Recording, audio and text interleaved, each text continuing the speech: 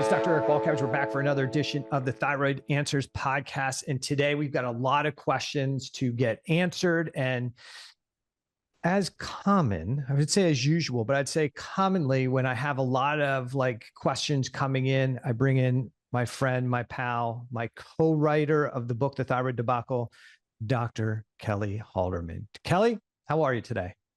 I am fantastic, Dr. Eric. Thank you for having me. I was so excited when I got the information that we're going to talk about because, as usual, I'm going to learn so much. So just happy to be here, kind of moderate and be more of a host. And we're going to pick your brain and get into these topics. You know, the whole podcast is called Understanding Thyroid Labs, what your doctor might be missing. And again, this is just so valuable, absolutely the crux. So I'm just happy to be here.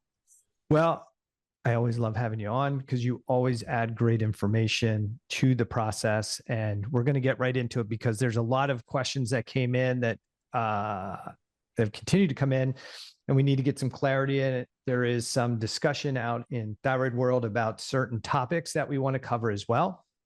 So let's get into this and start answering and discussing some of the discussion around understanding labs maybe a little bit better. And this is going to hopefully help both patients and clinicians as well.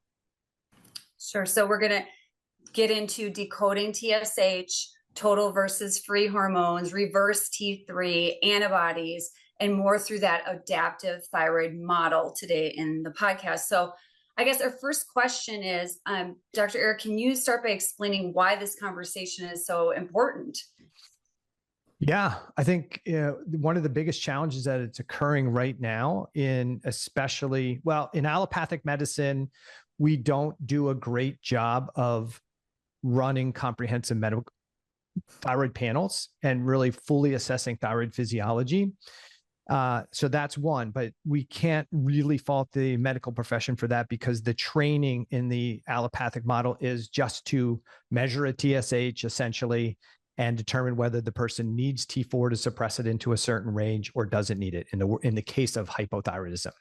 And so that's what their training is. That's what they're taught. And the tool that they have to treat patients in the vast majority of cases is T4. Many times you'll rarely see a traditional allopathic endocrinologist prescribe T3. I mean, I just don't see it. I mean, maybe there are a lot that do it. I just don't see it.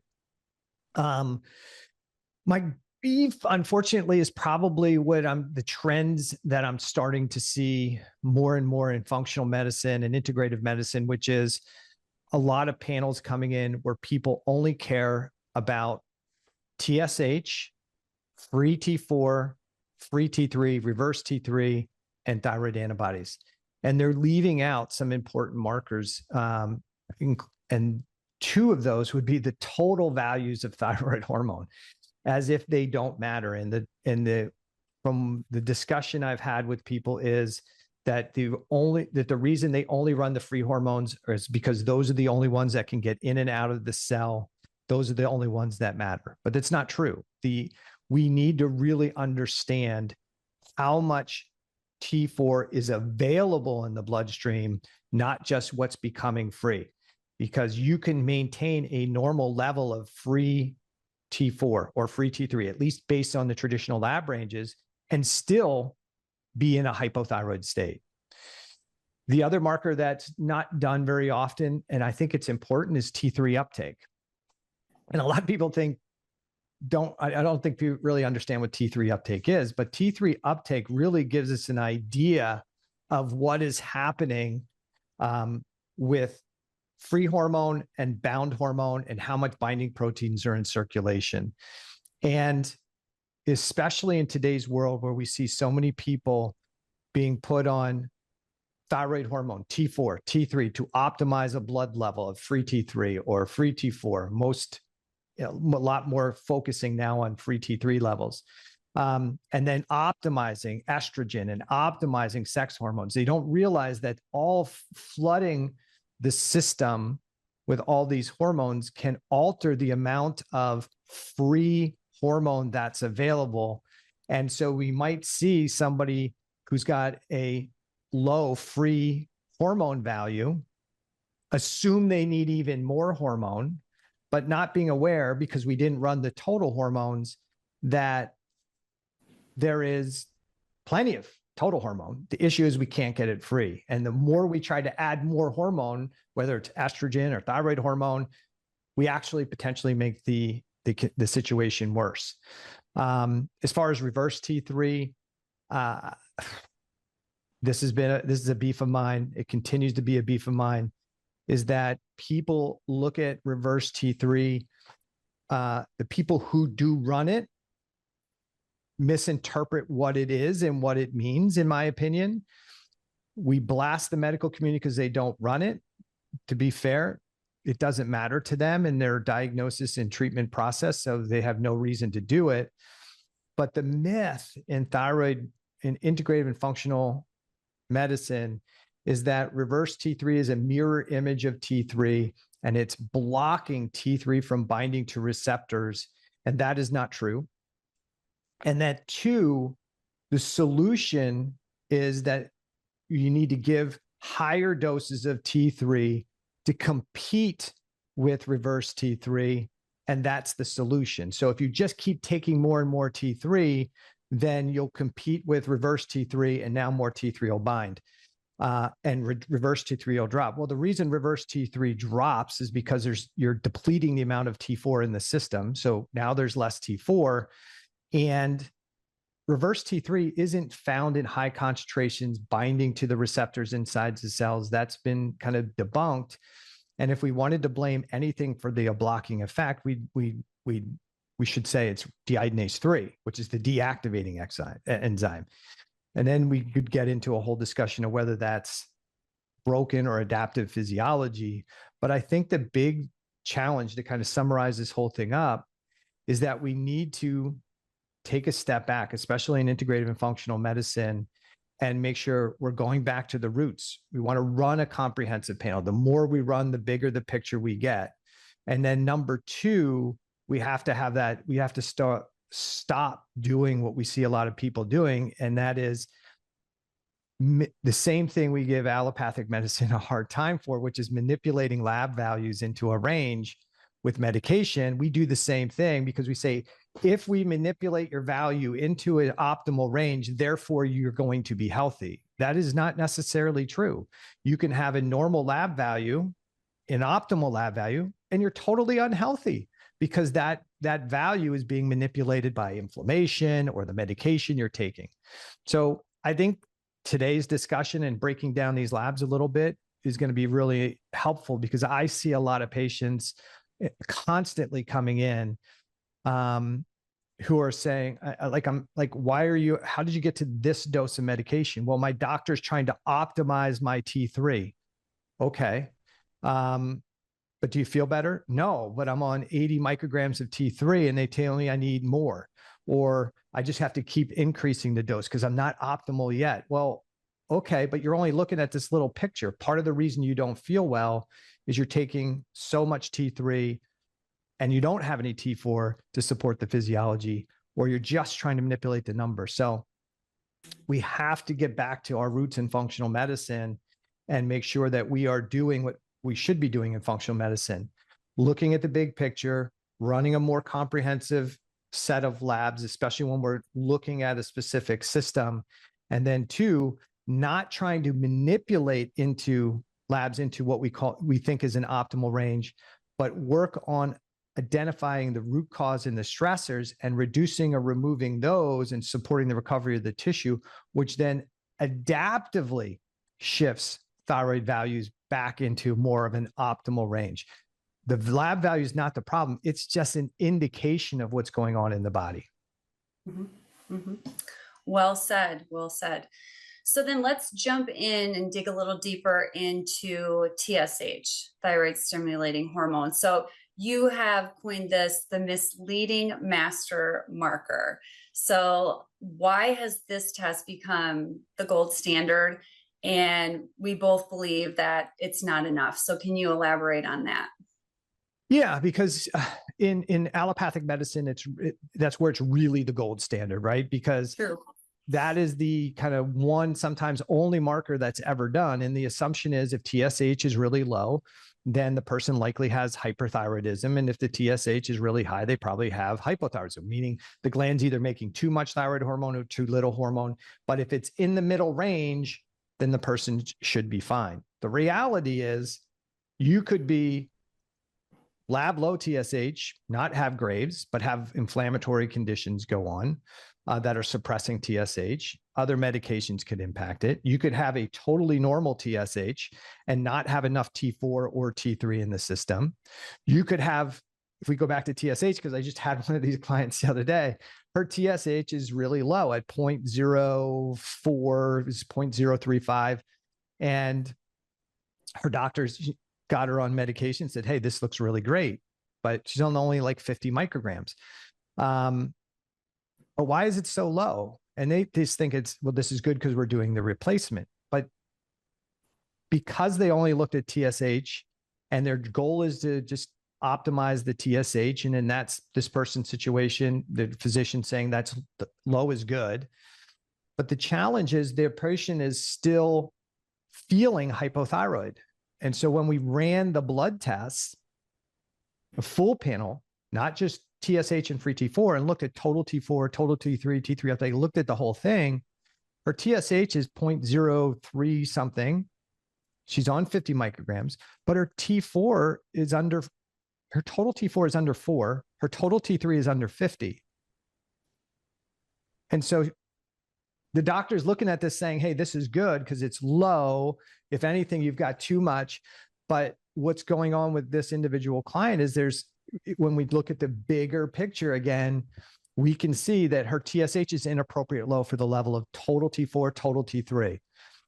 We look at the rest of her labs. She's got problems with sex hormone physiology. We've got problems with low cortisol. So what's going on here? This is a person that something is creating a problem at the anterior pituitary that's suppressing her anterior pituitary hormones. Maybe there's a pituitary adenoma. Maybe it's an excessive inflammatory response, but that requires investigation. But in this patient situation, somebody just looking at a TSH, you're on medication. If TSH is normal, there's got to be enough T4 and T3 in the system. There's got to be enough T4 that'll convert to T3. And in this person's situation, and I get a lot of these, it's not. The person's not making enough thyroid hormone, but the perception if you just look at TSH as this one and only marker, you can really make a mistake in evaluating and interpreting what's going on with your client.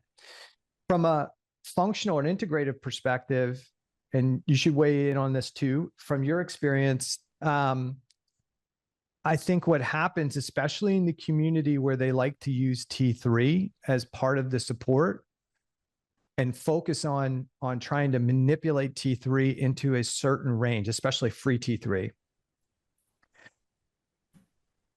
by flooding the body with more T3 than a thyroid gland would normally make, you can often suppress TSH. And the focus, what patients will often say is, my doctor said, I don't need to worry about TSH anymore. We only need to worry about T3 because that's what we're trying to optimize. But what they miss in looking at that is TSH has an effect on driving thyroid gland production. So if the goal for somebody is to try and recover their thyroid gland function or recover their thyroid physiology, if you're constantly suppressing the thyroid gland with medication, whether it's T4, T3, or combination of those, how would the gland ever recover if it's constantly being suppressed? It's more likely to be atrophied. So I think to some degree, we use it as an indicator of overall function. And there's just too many things that can influence TSH, causing it to be higher than somebody might think is optimal, lower than somebody's optimal, or artificially normal. And it doesn't give the average patient, it doesn't really tell the full story of what's going on with the average patient. If the person was totally healthy, not on medications, feeling great, and their TSH was in the normal range, great. But that's not who's coming to see us most of the time. They're people who have chronic illness, chronic inflammation, chronic health problems. And so we can't just look at one lab value and assume if it's normal, it's appropriate, or if it's normal, everything's great. We have to look at it and say, is it normal and appropriate for the person who's sitting in front of me? And if it's not appropriate for the person sitting in front of me, then we should be considering, why is it still normal despite this person sitting in front of me having all these hypothyroid signs and symptoms? Does that make sense? Yes, absolutely. So I see this too. I have, women come to me and say, I'm kind of feeling off. And my doctor ran the labs that he or she could run what they felt comfortable running. And my TSH is normal. So would you say to people who are they have to go to the allopathic doctor, right? Let's just say for a lot of reasons. Would you suggest that they ask for some tissue markers you talk about, so that can lend toward trying to say that perhaps my thyroid physiology doctor is not optimized? Could we dig deeper if some of those tissue markers are off? I think you should always ask for as much as you can get. Unfortunately, in traditional medicine, you may not get that from an endocrinologist, because they may say, that's not my issue.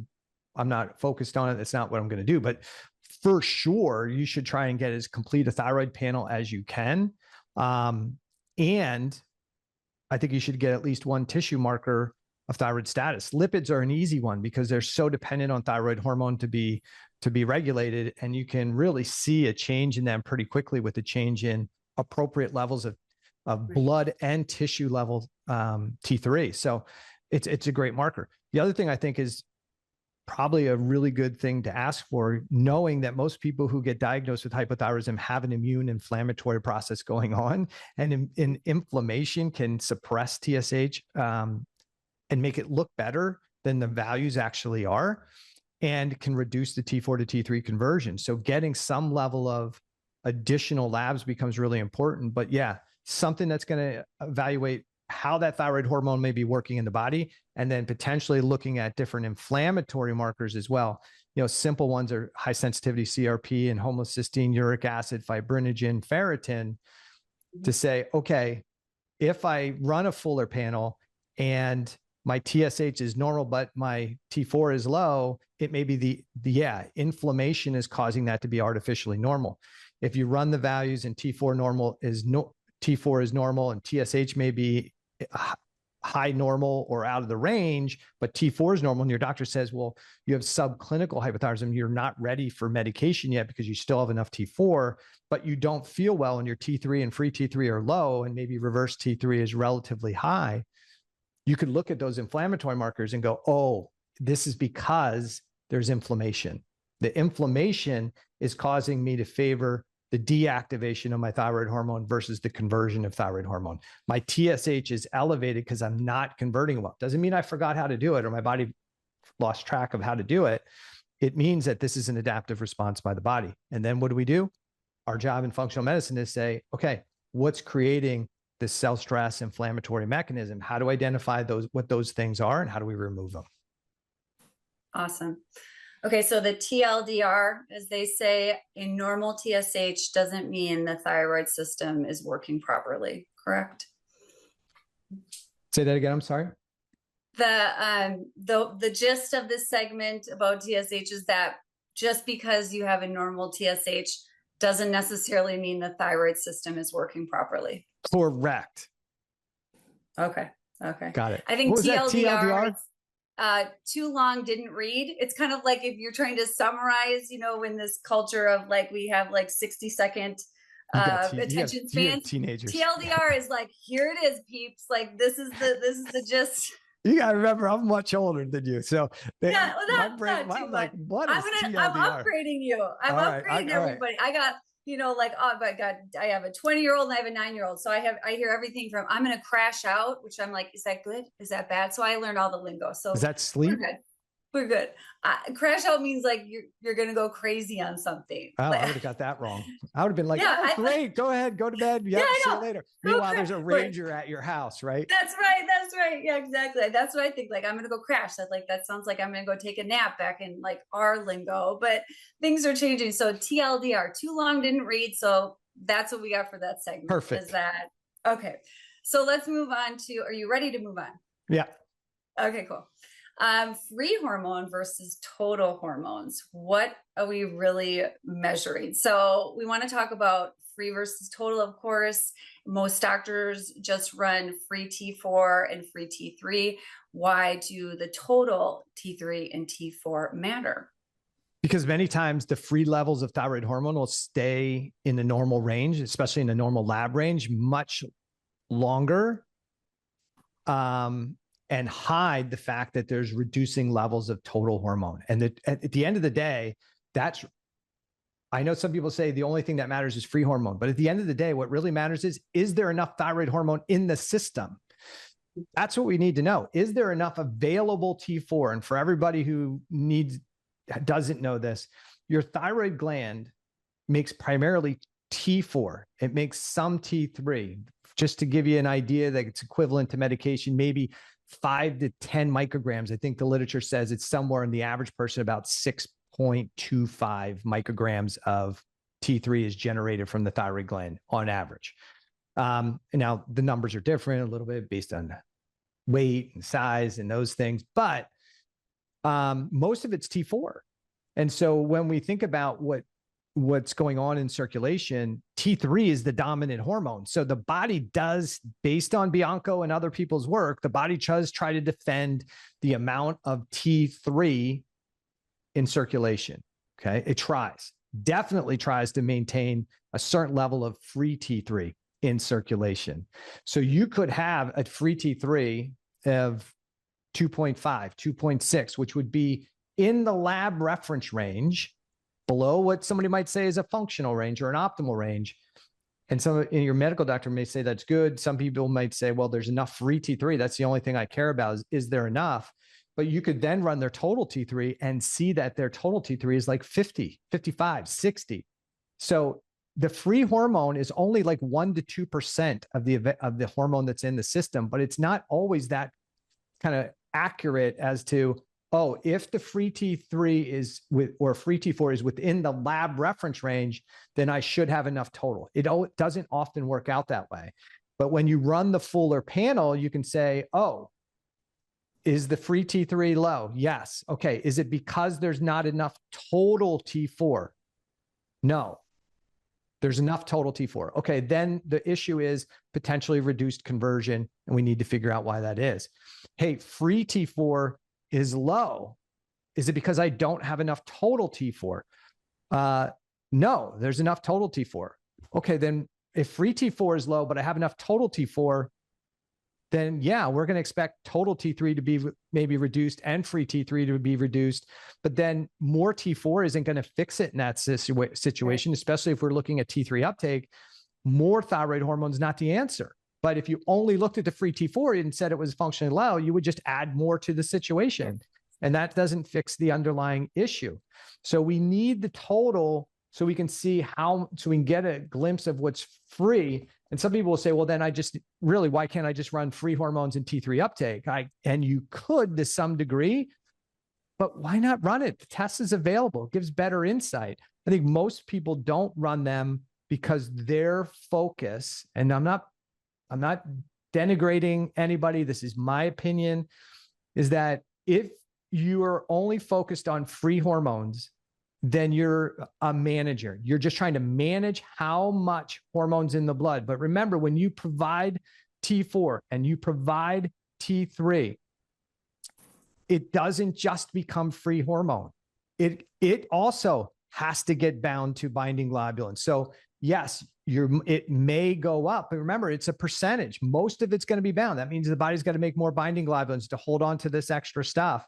And so it's not as simple as, oh, I'm going to put this T3 in or this T4 in, and it's only going to become free hormone that goes in and out of the cell. That's pie in the sky thinking. You can definitely manipulate the values and you can really manipulate the values depending on when you take the medication in relation to your blood draw. So I think for anybody who's trying to help somebody recover their thyroid physiology, knowing what total values are, knowing what the free values are, understanding what the TSH, reverse T3, all of that stuff becomes important because it allows us to have a better interpretation of what's going on with our client not just acting like a manager to say, that's low, I'm going to add more. That's high, I'm going to reduce it.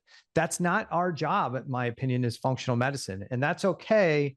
If the client's okay with it and the clinician's okay with it, great.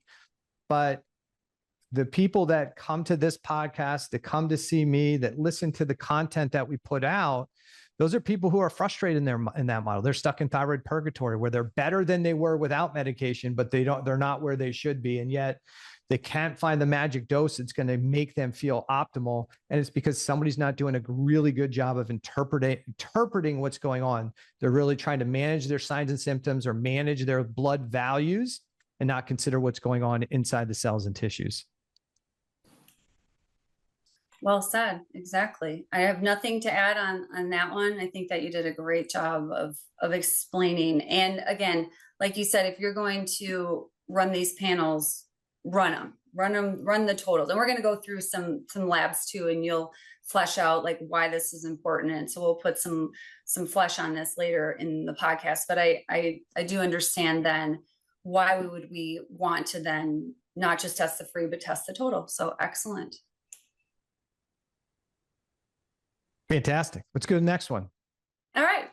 So let's talk about T4, free T4 and T3 uptake. So we want to understand transport and binding. So when we're looking at the free T4, it tells us, what are we looking at? Are we then looking at that total again, and now build in that T3 uptake? So you kind of set the stage with why we'd want to look at the total and the free. So now then let's look at the T3 uptake, because it is that marker for how much transport capacity exists. So get into that. So when we think about T3 uptake, what that's telling us on a test is there are in the lab, there is, through the testing mechanism, you're putting your serum in with these kind of tagged kind of antibodies in a tube. And they're saying, okay, how much of this radioactive iodine we kind of put into this sample is being picked up by these antibodies, essentially. And if there's a lot of that radioactive antibody being picked up, then what that means is that those binding globulins are already saturated. So think about thyroid hormone is transported around the body in essentially Ubers, right? And so the Uber holds on to the hormone.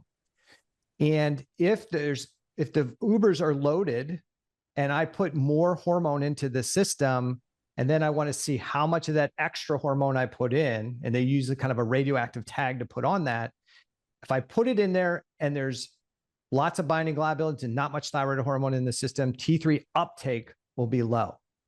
If I put that radioactive iodine into there and I put it in and have these in with the antibodies, and the antibodies don't pick up much of the iodine, then we'd say, hey, there's not much thyroid hormone in the system, and the binding globulins, all that iodine got sucked up by those binding globulins. So it gives us a perception of how loaded, how much binding globulins available potentially, and how loaded it is. Okay, how full the capacity is. And so when we're looking at the lab values, and this is maybe a little bit more technical to get into, when we're looking at those lab values, if somebody has high T3 uptake, and they have plenty of thyroid binding globulins in the system, let me say it this way. If we do that test and we do a T3 uptake, and the T3 uptake is low, then we would assume there's a lot of binding globulins in circulation, or I don't have much hormone in the system. So we can then look at total T4. We say, whoa, total T4 looks okay. Free T4 though is low. So do I need more T4? Why is my free T4 low? If I provide that T3 uptake, what's going on? And that's low, then we go, man, something's increasing the binding globulin. So my free T4 isn't low because I don't have enough total in the system. I have plenty in the system. My free T4 is low because it's all being held on to. So what's causing that? that's when we can go look at somebody's albumin. Albumin is binding globulin. So they could, if they have high albumin on their blood work, maybe that's sucking some of it up.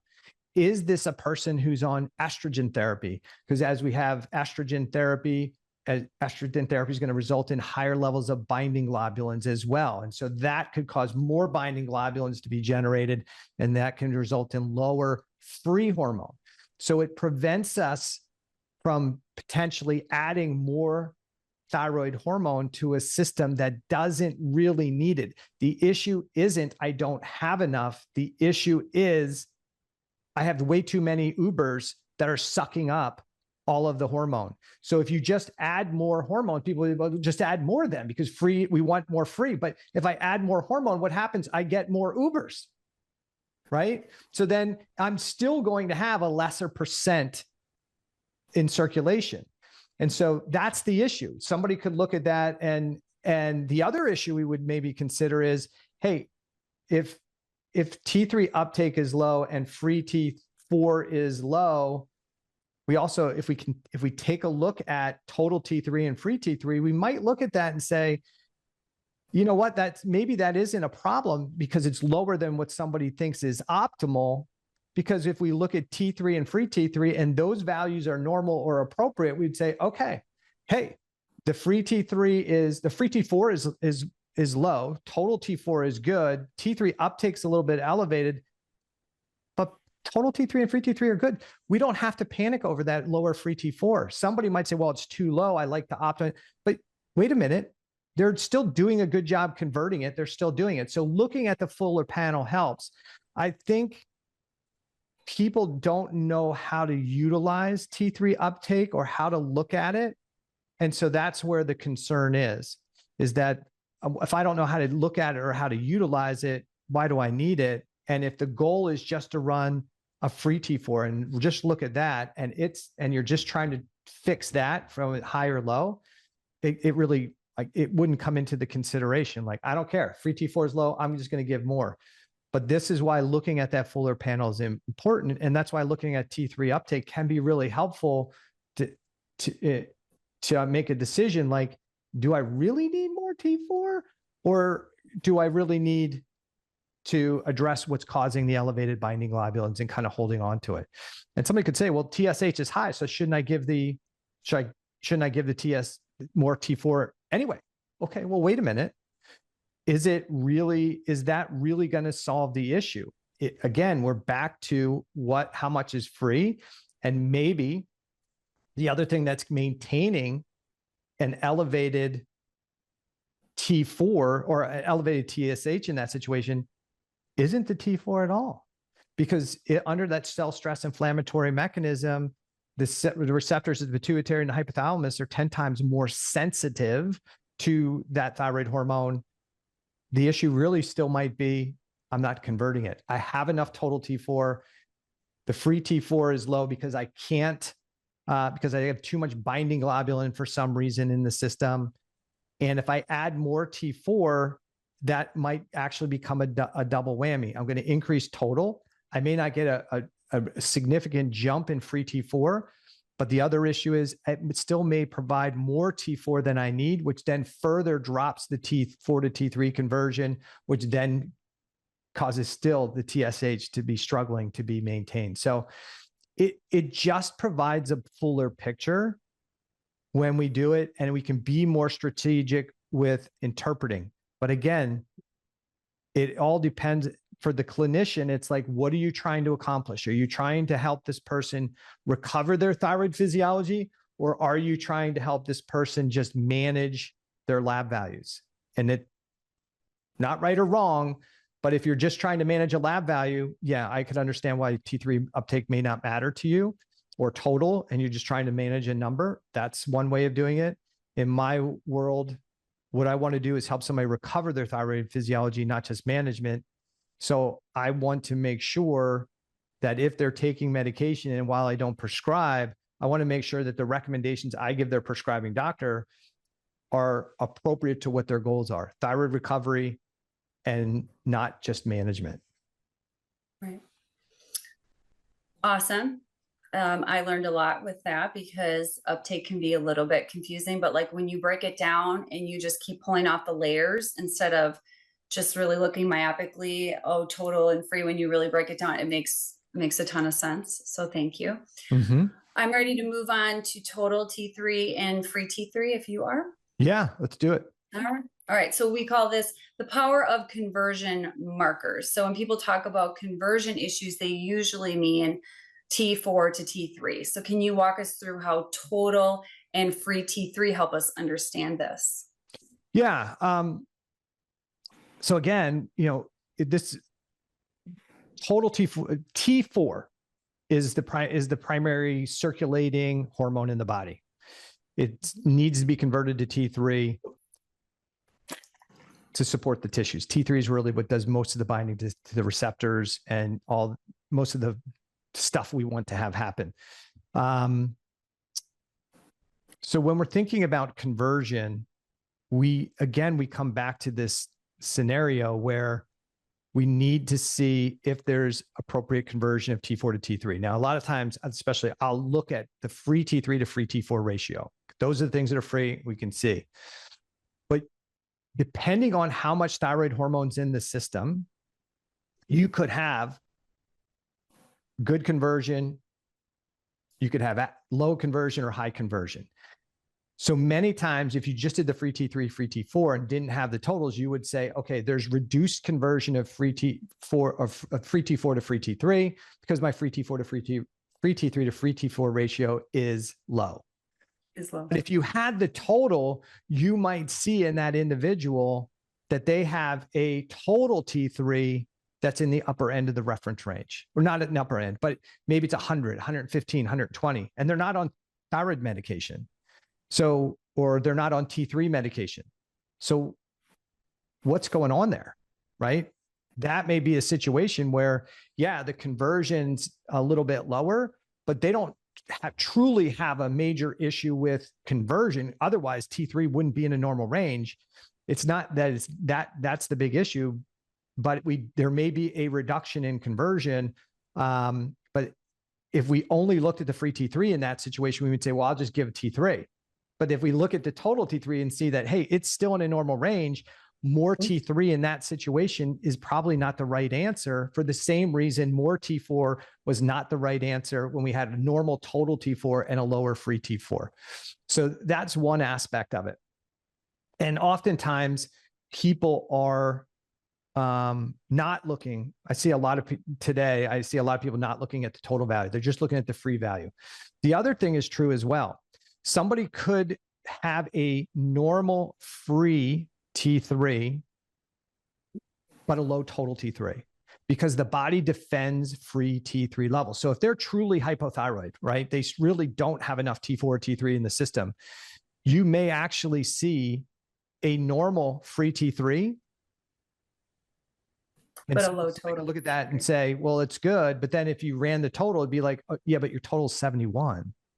Mm-hmm. So I know your free is available. So why might that be? Well, maybe they don't have much in the way of binding globulins in circulation. And so now that hormone's getting either metabolized very quickly or utilized very quickly, and it's not hanging around. So again, then we can look at T3 uptake and we can look at some other factors there. What's T4? But if you same thing here, when we're talking about the conversion's really important. And even though I talk about the free T3, free T4, I'm never looking at that, just those things. I'm looking at, but what's TSH, but what's the total T4 here? What's the total T3 here? What are the free values? What's T3 uptake? And what does this mean bigger picture, right? Versus, oh, free T3 is normal, everything must be good if you're that person. Free T4 is normal, therefore it must be good. It's not that simple, but it is that simple if your job in your mind is just to optimize T3 because you think optimizing free T3 optimizes the cell level. It doesn't do that. Right. So if someone's on T4 only, like Synthroid, how do those markers change? Okay. So how would total, how does it total change T3, these markers free versus, T3, yeah. Okay. So the value, if they're on T4 medication, what you might see is somebody goes on thyroid medication. If there's no downstream issues going on with that person, let's just say they had their gland got damaged, but there's no immune inflammatory issues going on, and they are taking T4 medication, you're likely going to see that T4 should normalize TSH, should normalize total T4, probably be pretty close, depending on the dose, to normalizing total T3, and you should have a appropriate free T4, free T3, and reverse T3. Everything should be kind of in the normal range, T3 uptake and everything. If they have a cell stress inflammatory mechanism going on, and you start adding T4 to the system, you may raise total T4. You may raise free T4. You may lower TSH, maybe not. But you may not see total T3 come up appropriately. You may see free T3 come up a little bit. You may not see it move at all. So that becomes important. Now, initially with a small dose, if the person's really hypothyroid, you might see everything come up.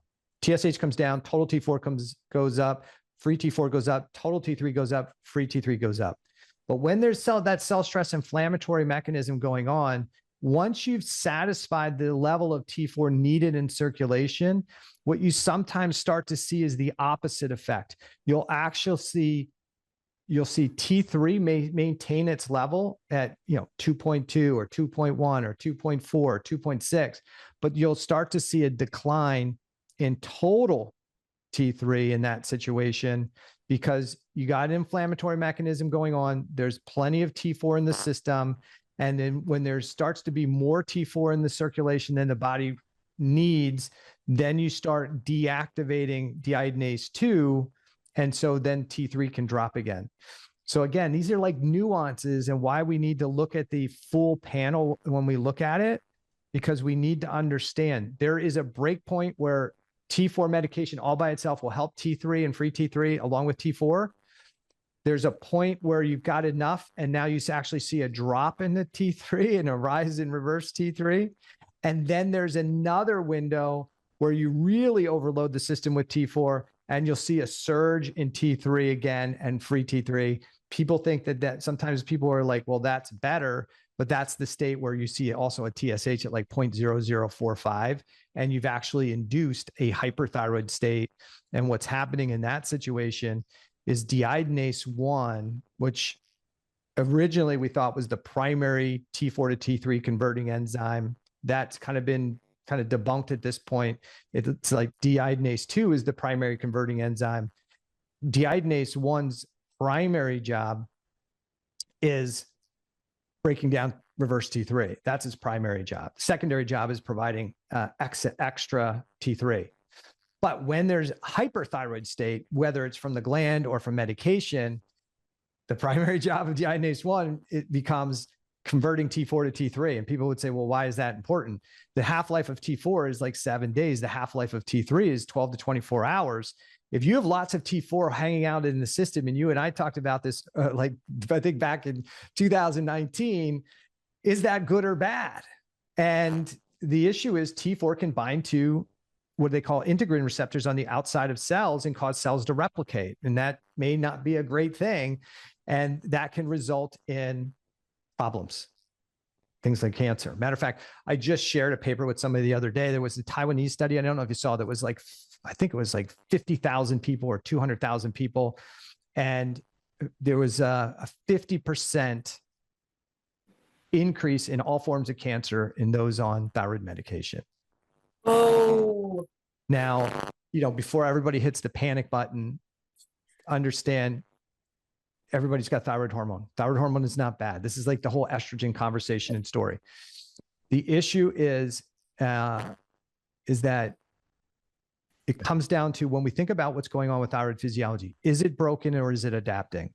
If you believe it's broken, then you're probably in that camp where more doesn't matter. You just keep pumping it in there. My belief, and I think Kelly's belief is the same, is that what we often see happening in the body is not broken physiology, at least at the onset, but it's an adaptive response to something. And my belief is that the decreased conversion of T4 to T3, the reason we have hypothyroid symptoms is the adaptive response to some type of cell stress. And it's also my belief that in most cases, thyroiditis, whether you want to call it Hashimoto's or Hashimoto's thyroiditis, but the immune-driven damage of the gland, in my opinion, is likely in many cases an adaptive, another part of that adaptive response. And when Kelly and I talked about this early on in the book process, I'm like, man, if that theory is correct, then adding a bunch of thyroid hormone to somebody who is in an adaptive response could be risky. And we both agreed that nobody would ever do a study like that. And I think it was like a year later, a study came out, 2019, that paper came out, and we maybe saw in 2020. But now you're seeing more and more papers come out. So it is a big deal that we don't overload a system with hormone just in an effort to optimize a lab value, because it potentially could be working against what the body's own cellular physiology is trying to do and potentially become problematic. In an effort to correct the lab value or temporarily improve somebody's symptoms, we actually may be contributing to the problem. Yep, 100%. Okay, so shall we move on to reverse T3? Sure. Known as the brake pedal most doctors ignore. And you kind of touched on this. So, reverse T3, some practitioners call it junk, others say it's vital. So break down your take of it. Yeah. So like you, in medical school, did you guys ever run reverse T3? No. Right. There was never a discussion, right? So if you ask your medical doctor to run reverse T3, they'd be like, why would I do that? That's right. It doesn't mean anything. We can't do anything with it. It doesn't affect my treatment. So just for everybody's sake, if you ask and they don't do it, or they say it's of no value, it's of no value to them, but it has value. It wouldn't be a lab test if it had no value. The second thing on there is, what is it? Reverse T3 is the deactivated form of T4. So T4 can either be converted to the active form T3, or it can be deactivated to the inactive form or less active form called reverse T3. What does this? Individual cells and tissues do this activation, deactivation. If I'm a cell and I want to increase my metabolism, I pull T3 from the bloodstream, I pull T4 in, convert the T4 into T3 inside the cell, use it for a period of time frame, and then I push it back out. That T3 goes back into circulation. Now it can go into another cell and another cell and another cell. And then at some point, it gets, within 12 to 24 hours, it gets broken down, metabolized, and gets excreted out of the body. If I'm a cell and I don't want to upregulate my metabolism and T4 binds to the cell membrane, I can deactivate it. And then that T4 becomes reverse T3. It goes out into the bloodstream and it can get cleared out of the body. There's a lot of people, and I think I learned this. I don't remember. I'm getting older now. It's probably been 28 years since I took the original, the TEAS courses, but TEAS course. Yeah. Yeah. But yeah, we were all had this kind of belief that reverse T3 was in a mirror image of T3, and that reverse T3 would come into the cell and it would bind to the receptors and block T3 from binding. And it doesn't do that. The science is pretty clear. It does not do that to any large extent. Most of the deactivation of T4 to reverse T3 happens at the plasma membrane, meaning that reverse T3 is never even getting into the cell. There is some deiodinase 3 activity that can get in closer to the nucleus, and it still can deactivate T4 and T3, but there's so little affinity for reverse T3 for T3 receptors that the scientific literature says, hey, this is a non-issue. Okay. So that's one of the things that when I'm going on Instagram and I'm seeing all these, everybody who is a thyroid guru, and they say like your reverse T3 is blocking a receptor. It's like nails on the chalkboard for me. And that's just like a flag for the person listening, that perhaps that person doesn't truly understand or has been, we were all indoctrinated with this, as Dr. Eric said. So, but really testing the knowledge base. And so that's something where I will just kindly say to them that research has now, just what Eric said, has really gone further into that. But it's just like when someone claims to be a Lyme disease expert and they call everything Lymes. I got Lymes. It's just one of those things where you just have to be careful, because it feels like there's so many armchair experts out there on thyroid physiology. So just send them this podcast. Just if you hear someone say that, just send it. Carry on, Dr. Eric. I just had to really. But I think that's the thing that we both are interested in, right? Which is, okay, does that sound right? Oh, you said that? Let me check that out. Let me dig in here a little bit and see if what I've been taught or what I've been told is really justified, right? Is that really what's happening? And to be fair, to a large degree, we don't always really know what is happening, right? We don't always have the literature or the science or the research. And sometimes we're working on a belief that we read it was in a paper, we learned it, we practiced it, we treated people with it, and they got better. So that must have been right. But then we find out 5 years later, nope, that was all bullshit. It wasn't right. But I think I'm very I want to know the mechanism of action. I know you're very much the same way. But there's a lot of people that aren't. They're going to a course, they're getting information, maybe it's faulty information, and they're working with that information and they're not digging in. But it is these myths that are really important to start kind of getting out of our practices, these ideas, these thoughts, because we're treating people and telling them one thing and giving them a certain concern and changing treatment strategies in an effort to do something we think is right. But in reality, it's probably the worst thing we can do for them. The example is there's a lot of people in functional medicine who say, if you have high reverse T3, your body is not converting T4 to T3, it's converting it to reverse T3. And say, and that reverse T3 is blocking the receptors. So I'm going to give you T3 to compete with that reverse T3.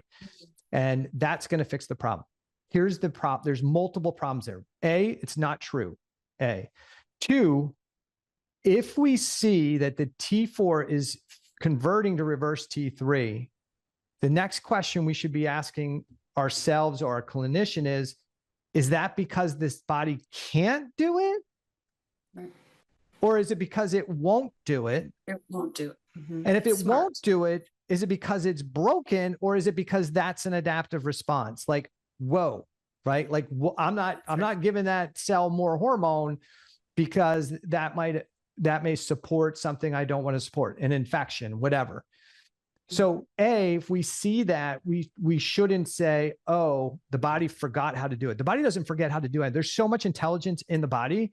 This whole machinery runs without you even giving it a thought or consideration, right? So when there's low stress on the system, you can take two little cells and develop a you or me, right? I mean, there's so much intelligence in there. To think that one day the innate intelligence of the body woke up and said, you know what, I don't know how to do it anymore. Or, you know what, I'm just going to destroy my own tissues because I don't recognize them anymore. It just doesn't make logical sense. It doesn't make sense. It doesn't make sense. But the propagation of your body's attacking itself. It's killing. It's massive. And so I really enjoy being on this podcast where you dig in, you just don't stop. You're like the detective extraordinaire where you're like, let me just kind of, you don't bash anybody. You're just like, let me just take a look at the literature. And I do want to bring up, because reverse T3, before we put a bow on this, is that I hear a lot of people saying my reverse T3 is high. My doctor said my liver's shot and it's all my liver's fault. And I have to do this math. See, he's rolling his eyes. Mm-hmm. if you're listening right now.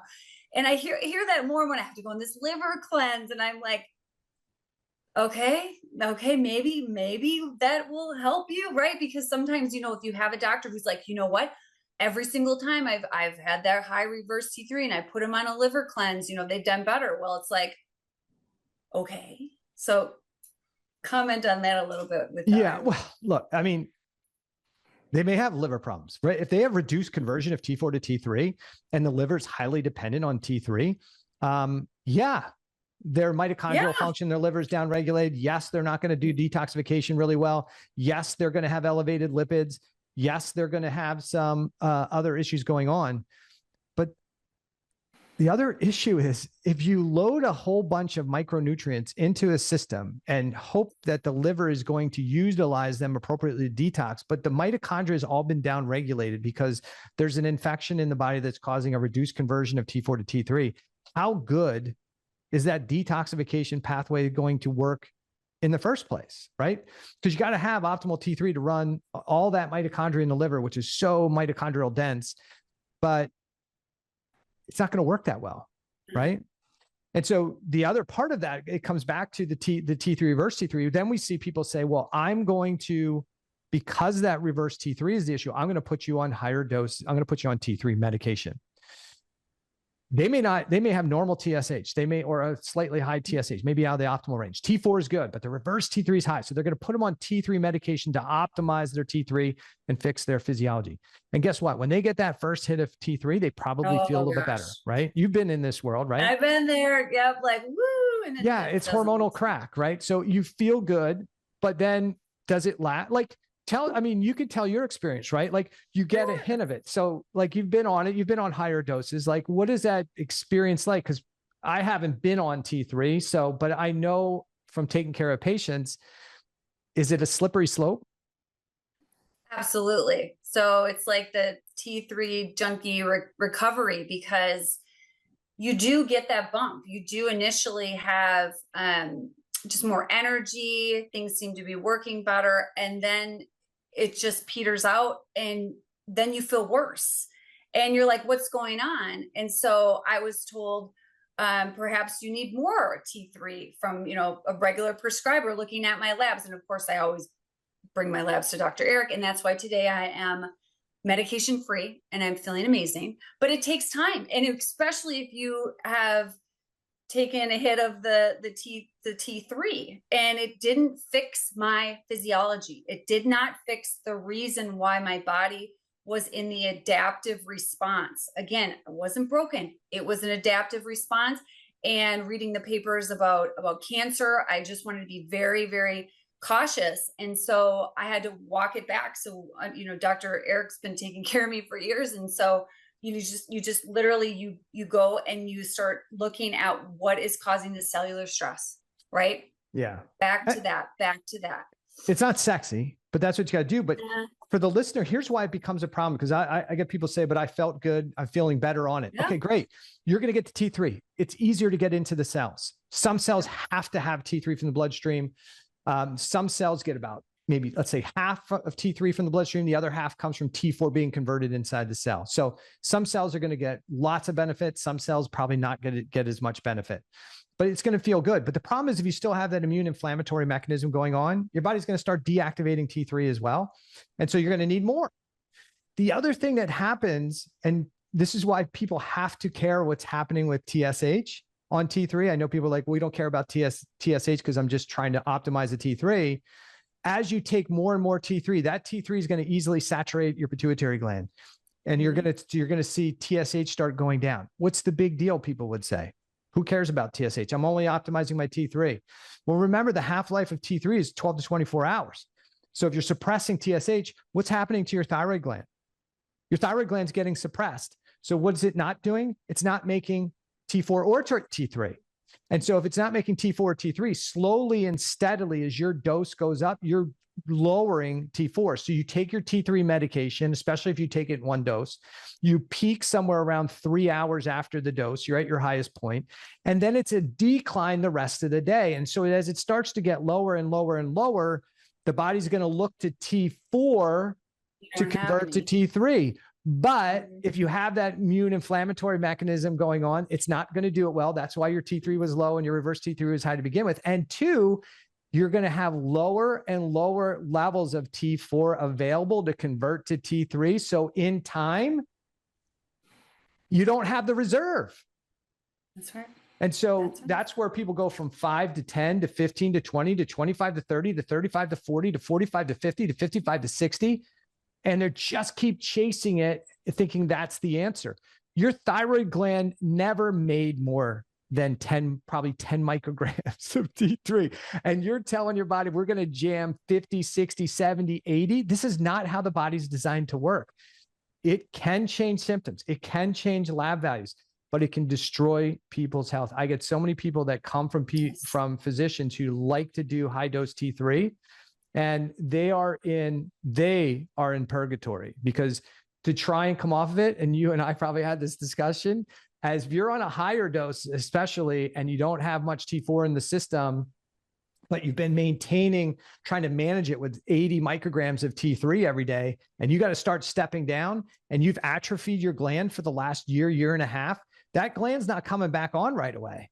So you're going to have to step down the T3, step up some T4, and really kind of manage this kind of, it's like somebody coming off drug rehab, like coming off like a real potent drug. You can't just change it. You got to slowly start to make some of those changes in a lot of people. And it can be really, really rough as they come off these really higher doses. I can't even imagine doing it without you, Dr. Eric. I can't even imagine it. So really, you know, reinforcing that my body can recover, and we're getting at the root causes. You know, it's something where you get really discouraged and you think that, what have I done? What have I done? And really, I thought I was under the guidance of really smart practitioners, that, you know, what I thought. And so you really feel stuck, but let me give you the message, people, is that if this is you, it is possible. It is possible. And you can get to the other side of it. You know, Eric mentioned the gland atrophying issue too. So it's complicated. So really, you know, if you're not a patient of Dr. Eric's, he can help you. He can help you through this. And I know you're quite saturated yourself, Eric, but you know, you're very unique and one in a million in the way that you understand this. Well, I appreciate that, but I'm sure there's more people who think this way, but that's what we're trying to do, is get more and more and more people to think that way, to say, okay, we're not just going to be allopathic. We're just not going to do like allopathic medicine with T4 and T3.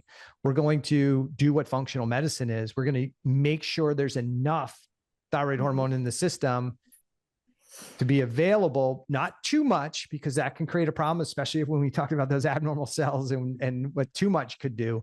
But we just want to make sure there's enough. And the challenge is, if your goal is, I just want to feel well and I don't want to make any changes, a thyroid recovery model probably not best for you. You could take the medication and you can try and manipulate it that way. But in a recovery model, yeah, I want to make sure that my patient's their medication isn't suppressing their ability for their thyroid gland to recover. I don't want their TSH to be between 1 and 2. I know everybody thinks that's optimal. Not if I'm trying to get their own thyroid medication. I want them to recover. Right. I want that TSH higher. So it starts driving it. I have a patient the other day, they're on thyroid medication, NP thyroid, Armor, one of those, and their TSH is like 0.4, something like that. And they're taking iodine. I'm like, why are you taking iodine? They said, well, because my doctor said I need iodine for my thyroid gland to work. I'm like, well, you're suppressing your TSH. How's that iodine even going to get into the tissue? You need TSH to drive the sodium iodine symporter to pull the iodine in. You're overloading thyroid medication, which is suppressing the TSH. You're still atrophying the gland. You're not going to get that iodine in there. It doesn't mean that iodine is bad for you, because the immune system and other tissues can use it. But somebody's not understanding the physiology. To give you a high dose iodine with a suppressed TSH already, it's not going to work. It's not going to work to regain thyroid hormone or thyroid gland function. And that's probably why they're struggling. That's why they're coming to a new practitioner, because they're like, I don't feel good. Yeah. I get the idea. Somebody understands that, hey, the thyroid gland needs iodine. Yeah. But it actually needs there's mechanisms for that iodine to get into the system. You can't just give it and it does it. The cells and tissues bring things in that they need. If you're constantly squashing TSH, then the thyroid gland is not going to do a lot of work, and it's going to atrophy over time, and it doesn't need more iodine in that system. Anyway, I can rant Okay. all day. So What the else we got? TLDR, as we now know, Yeah. too long didn't read. So it's actually the TLDL, too long didn't listen. Right. Here it is. High reverse T3 isn't necessarily a broken system. It could be an intentional slowdown of the system. Right. Exactly. Right. And you don't need to artificially suppress it. And the clinician should be saying, is that reverse T3 too high because I just have too much T4? I may still have the inflammatory issue on, but I'm probably providing too much T4 because that reverse T3 is just too high. And I need to back that off a little bit. That's how I look at it. If I have poor conversion and that reverse T3 is all hot, really high, I want to bring that back down. Maybe like I want to make sure the T4 level comes down. I'm watching the TSH, but I'm okay if it's 5, 4, 5, 6. I just want to make sure that I'm not putting so much in. And many times as you drop that T4 dose a little bit, reverse T3 comes down and you'll see T3 pop up because it was too much T4 in circulation and it was deactivating that deiodinase 2. And by dropping T4, not worried about TSH as much, but dropping the T4, TSH goes up. It's not between 1 and 2, but maybe it's 4.5 or something like that. And somebody say, well, that's a lab high at 4.5. Yeah, but I got enough T4. That TSH is high because it's not converting. And I want to help you fix why it's not converting. So we have enough T4 and we got reverse. We don't have so much T4 that the reverse T3 is overly elevated or TSH is in the optimal range, but we have enough T4 in the system that we're not having excessive levels of reverse T3. And oftentimes that'll help the conversion of T4 to T3. So. All right. So now let's talk about thyroid antibodies, TPO and TG. What are they, and are they a sign of damage? So this is hugely controversial in the functional medicine community because a lot of people hang their hats on it. But if we look at the scientific literature, inside the thyroid gland, you have thyroglobulin, and this is kind of the building block of thyroid hormone. Iodine attaches to it, and we get T4, T3, T2. We get all their thyroid hormones. And we have another enzyme called TPO, thyroid peroxidase, and that's the enzyme that helps kind of get iodine onto this thyroglobulin, really important hormone. So there's this discussion regarding hypothyroidism that if you have antibodies, and you have white blood cells, are called B lymphocytes, and these things can produce antibodies. And these antibodies go out and they're like little tags or stickers that can bind to tissue, to particulates. And that helps the immune system know what it needs to clean up and get rid of.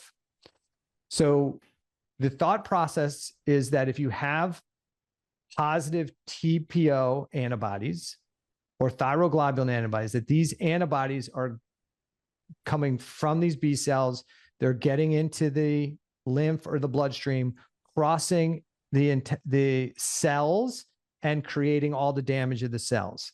And that, for the most part, has been debunked by the current science. What drives damage at the thyroid gland is not the antibodies to a large degree. It's generally thought that thyroglobulin antibodies don't cause any damage to the gland. It's after the damaged cells are damaged in the thyroid gland that thyroglobulin leaks out, and then the antibodies bind to it and it gets cleaned up. It is thought that possibly TPO antibodies might cause some damage, but it's generally thought that in the current literature that it's a lower level. So what's causing the damage? You have white blood cells. They're called lymphocytes, and lymphocytes can be broken down into T cells, B cells, and natural killer cells. And when there is an immune inflammatory activation due to a threat, inflammation, organism, toxin, these cells get activated. And the primary cells that get activated are these T cells. And the T cells, you have Th1 cells, pro-inflammatory cells. They typically respond to different types of organisms, but they get activated. Those T cells release inflammatory cytokines, and it's those inflammatory cytokines that can cause damage. Those Th1 cells can also activate what we call CD8 cells, which is another type of T cell. And it's typically we see these CD8 cells in high levels in the thyroid tissue. And these are cells that they kind of go up to the cell and then release chemicals, the granulozymes and other molecules that just like perforate. They're porphyrins and granulozymes that just kind of break down the cell and destroy it. And then we have one other type of T cell that can create a lot of inflammatory damage, and that's called the Th17 cells. And so it's really these inflammatory T cells and their cytokines and the chemicals they release that create most of the damage. Most of it's not done by the TPO antibodies. TPO antibodies might. The challenge is, how do those TPO antibodies actually get into the thyroid cells? There's a discussion that maybe it's endocytosis, like these things are kind of picked up and swallowed and brought in. But I think there's some still argument and disagreement, and the general consensus now in some of the scientific literature is that it's the inflammatory molecules and chemicals. Why does this all matter? Okay. Because it's generally thought that 90% of the hypothyroid cases, especially in the United States, are caused by immune dysregulation. They call it Hashimoto's thyroiditis. So the immune system damaging the gland, that's causing the gland to lose thyroid hormone production ability, and then you don't have enough thyroid hormone in the system. So people put a lot of thought process and hysteria into these TPO antibodies. If you have antibodies, you're generally considered that you have Hashimoto's thyroiditis. If you don't have TPO or thyroglobulin antibodies, you don't have it. And that's just not true. And you can read the scientific literature, and they'll say that most people are seropositive for antibodies and that there's a small percentage that aren't. But who's doing Th1, Th2, Th17, CD8 cell population studies when they're diagnosing somebody? They're not. So we can't honestly say that only a small percentage of the people are seronegative. They're a large percentage. How do I know? Because there's a lab called Cyrex Labs.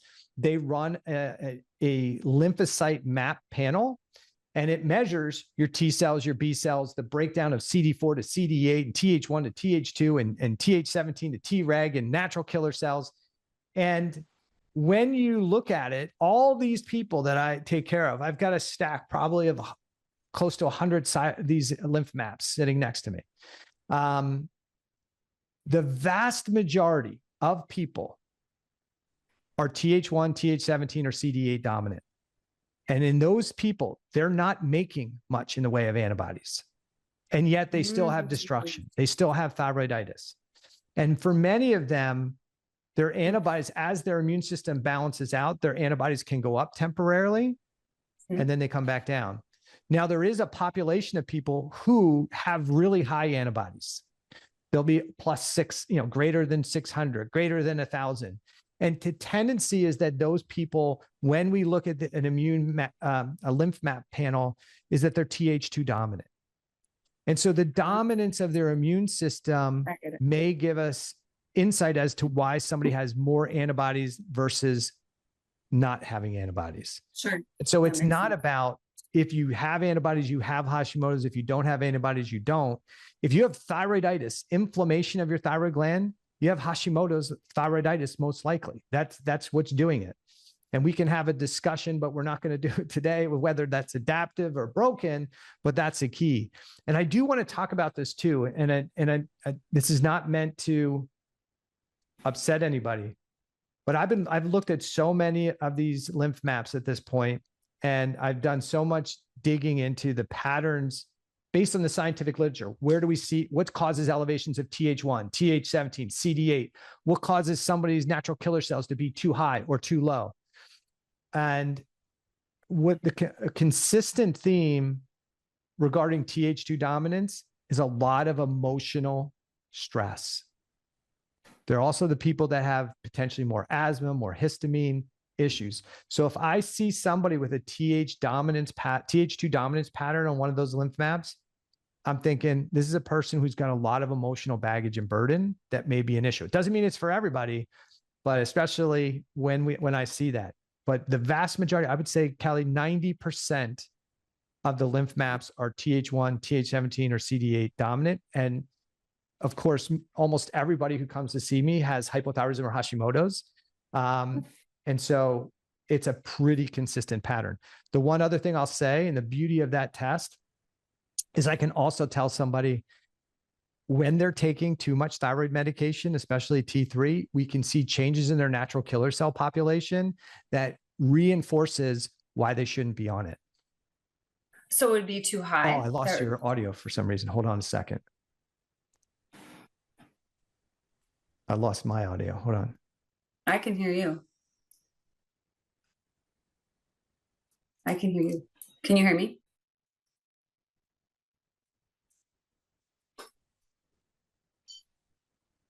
Where'd you go?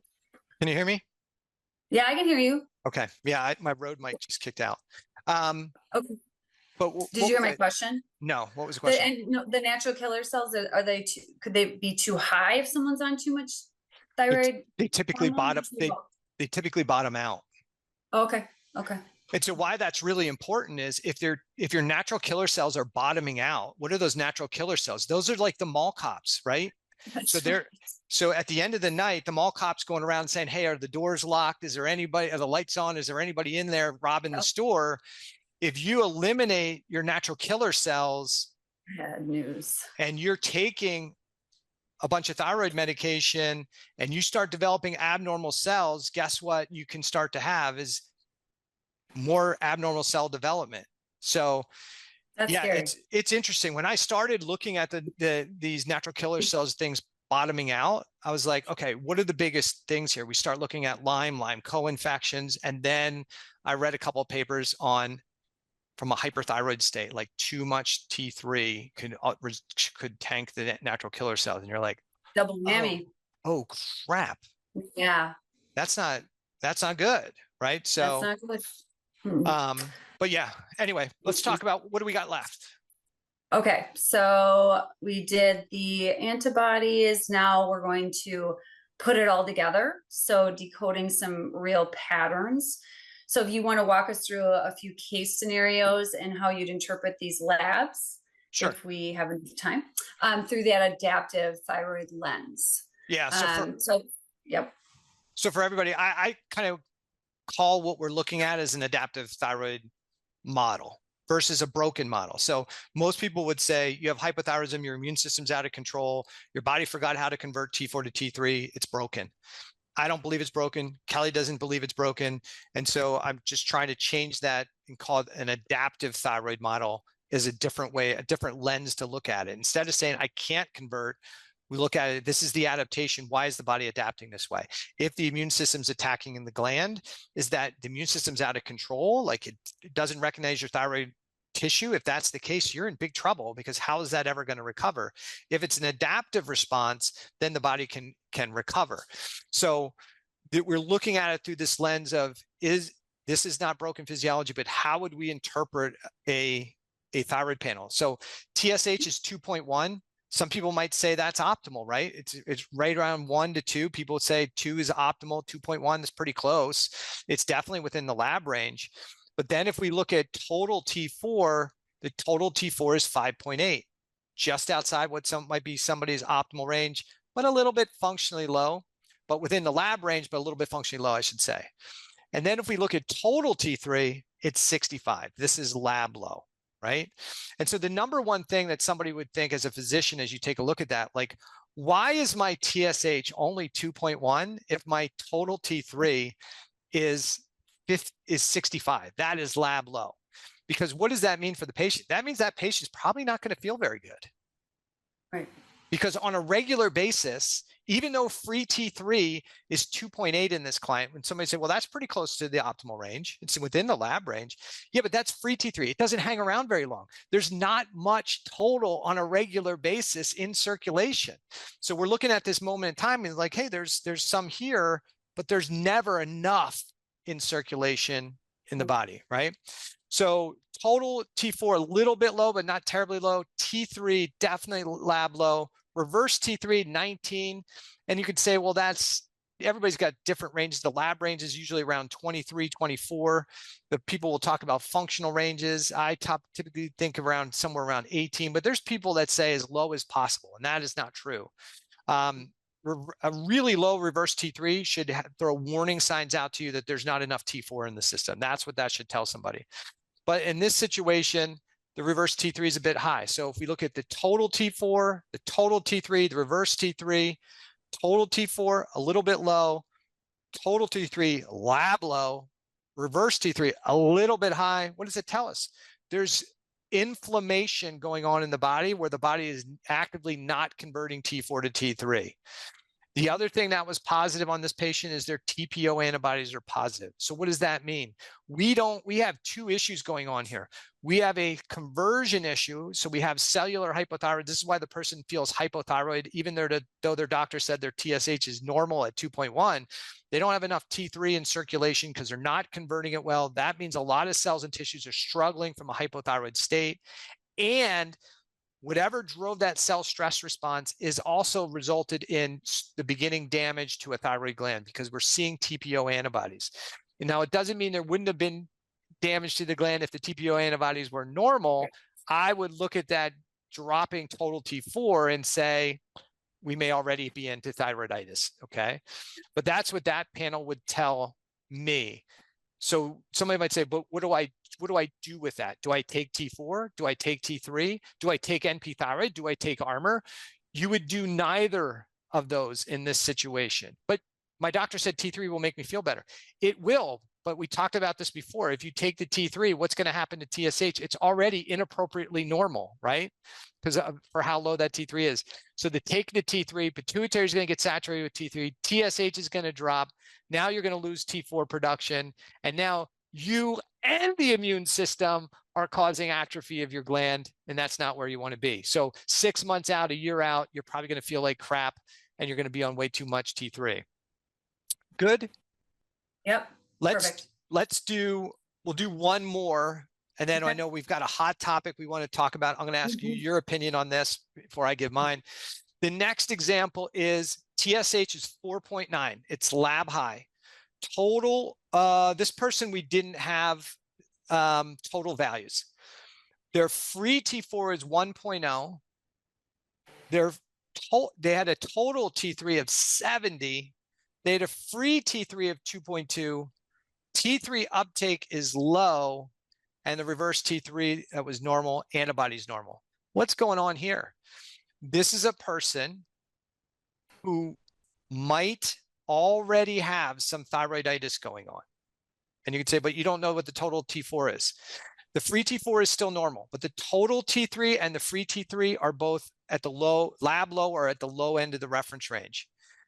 And reverse T3 is normal. So in that situation, I would be concerned that A, there's not enough T3 in circulation. That may be a conversion issue, probably, because T3 of where T3 uptake is.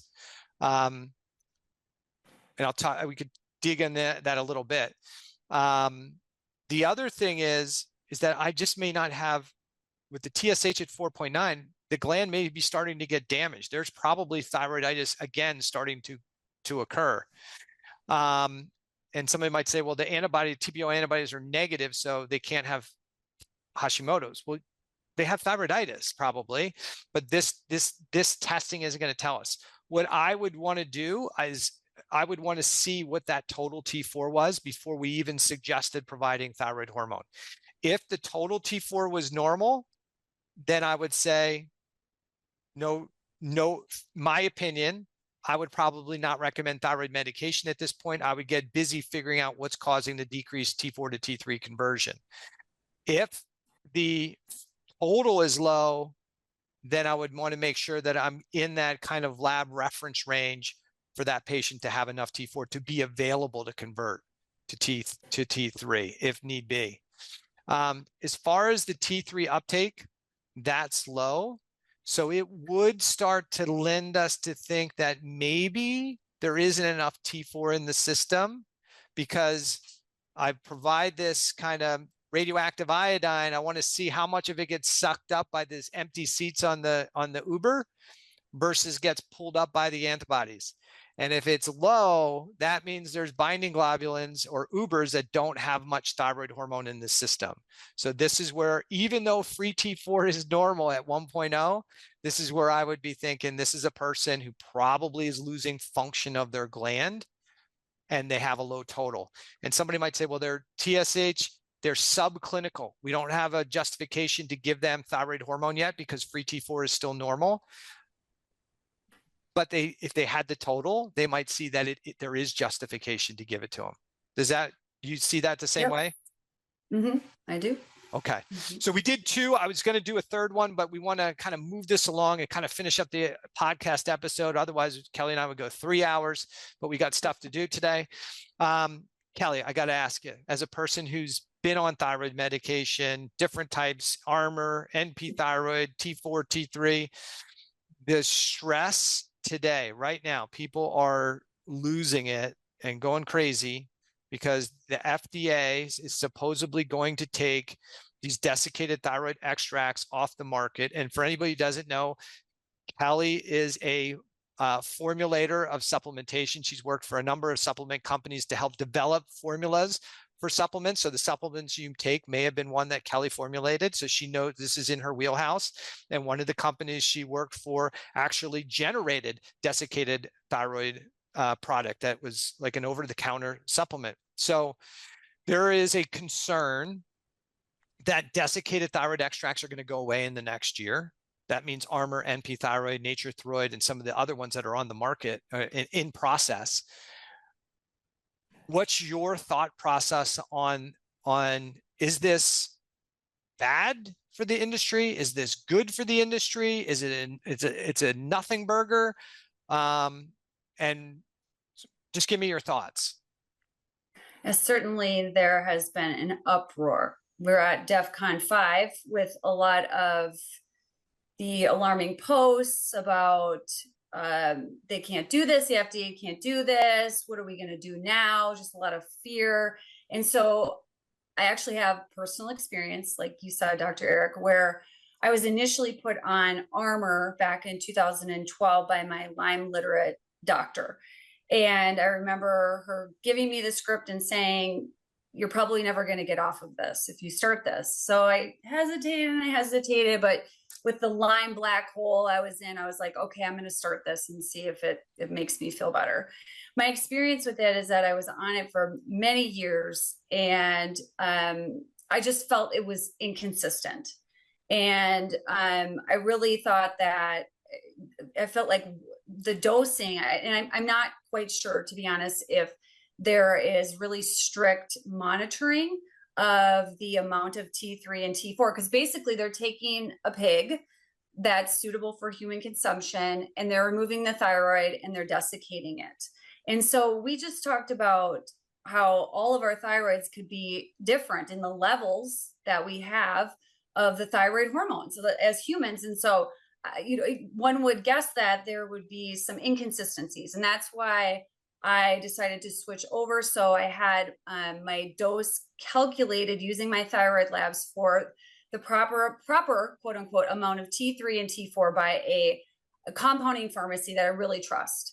And I eventually handed him a copy of Dr. Eric and our book, The Thyroid Debacle, and things changed. He wasn't putting people on a higher dose, but I say that because when I changed over to the compounded version of T3, T4, there was more consistency, I felt like. And actually that really helped me and Dr. Eric really get off of my meds. And that was something that could be that wasn't really my goal. So my goal is to feel good and recover, not just mask my symptoms, really recover my gland. And so it just so happened that I was able to get off of it. But what we do see is that there's some hysteria, and I wasn't following because, again, the desiccated for me, you're taking an animal and you're slaughtering it, and I'm not a vegan. I have, but again, and you're slaughtering it and you're putting it in a pill. And it's interesting that the people who are taking these pills have so much fear. That's just probably not a popular opinion, but for me, I'm like, oh, we're really overreacting here. and maybe they're over medicated, but I really want to shed light. And I posted this on a couple of Isabella Wentz, Dr. Tina, that, hey, I do think this move is pretty smart in that if you have to move to then a compounded pharmacy, it's really not that expensive. It wasn't a huge cost increase. So, my take, maybe you don't agree with me, Dr. Eric, but my take is, yes, I think this is great. I want to add one more thing, is that I did work for a company that had lyophilized glandulars, and they're from New Zealand, very clean.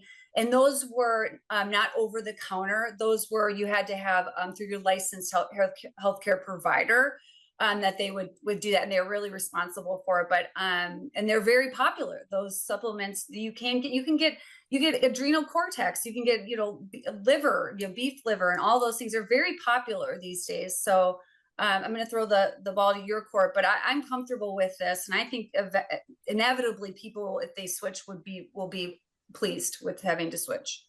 Yeah, here's my issue with it. I don't think it's a big deal. I think it's actually better for helping people manage their thyroid markers for a couple of reasons. One, pig glandulars at a ratio of 4-to-1 T4 to T3. The human body makes anywhere from 20-to-1 T4 to T3, could be down to 5-to-1 T4 to T3, but in general, it's generally thought about 13-to-1 T4 to T3. So when you take a glandular product, a pig glandular product, it's not matching the T4 to T3 ratio that a human being can make. Okay, but it does have T4, it has T3. And so why is this a big deal? Because most of the conversion of T4 to T3 occurs peripherally. And so the issue is these medications at this 4-to-1 ratio, as you start to increase the dose, you wind up taking more T3 than your thyroid gland would normally would. And what's going to happen, especially under immune inflammatory conditions, that more T3 is going to saturate quickly the pituitary, yes, and that is going to suppress your TSH.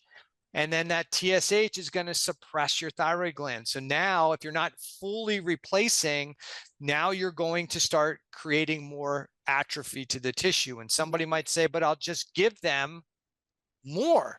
But when you give more, you're giving more T4 and T3. Right. And so what can really quickly happen, and I've got a new client I talked to this week, they're taking 240 milligrams of Armour per day. And so they are taking, if we think about that, so that is 152 micrograms of T4. And if my math is right, that's like 36 micrograms of T3, right? So how much T3 does the body generally make per day? That it's generally around 30 micrograms per day, roughly. And so we're fully replacing not just what a thyroid gland would make, but also what the peripheral tissues would make. And that excessive thyroid hormone in the system is likely to contribute to massively suppressed TSH. It's going to lead to more atrophy and being a slave to the thyroid hormone. And again, just because you put more into the system doesn't mean it's going to work the way we want. So this is a person who's got anxiousness, anxiety, insomnia, histamine reactions, all the stuff we would expect with somebody who is over medicated with thyroid hormone. My suggestion for most people, Kelly probably included, is instead of doing that, take separate T4, take separate T3 if you want to take T3. And that way, if you need to increase more, if you need more T4, you can tighter that up or tighter it down if you need less. If you need more T3 or less T3, you can tighter it up or down. And you can take that T3 and split that dose and take some in the morning, some in the afternoon, so that you keep the peaks appropriately. And my opinion in most cases is, if we're going to replace thyroid hormone, we shouldn't exceed what a healthy thyroid gland would have made in the first place. So the only way we're going to be able to do that is if we have separate products, if we want to do full replacement, because you for a lot of these people, you're just going to create a hyperthyroid state. And for most people, they wind up hyper and hypo at the same time. Yep. And Yep. I just don't think this is the best way to do it. And I know people say, well, we've been using these desiccated products for, this was the original thyroid hormone. This was what we originally did. Everybody seemed to do well. I don't know that everybody did well.